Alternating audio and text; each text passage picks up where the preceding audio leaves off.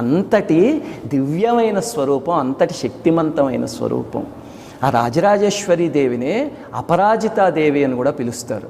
మీరు చండీ సప్తశతిలో చూస్తే కనుక అపరాజిత స్తుతి ఉంది.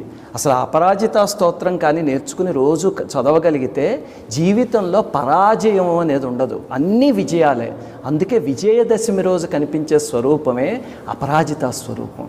మీరు విజయవాడలో అమ్మవారికి ఎదురుగా క్షేత్రపాలక ఆంజనేయ స్వామి చిన్న గూళ్ళో ఉంటారు కదా, ఆయన వెనకాల చూస్తే ఒక చిన్న అమ్మవారి మూర్తి ఉంది.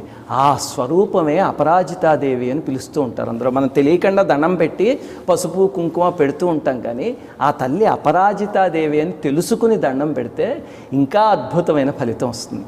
ఆ తల్లి ఆనుకూల్యత లేనివి ఎన్నిటినో మనకు అనుకూలంగా మార్చేస్తుంది. మనకు విజయం లేకుండా పరాజయాలే చవిచూస్తున్న వాటిలో ఎన్నిటిలోనో మనకు విజయాలను అందిస్తుంది.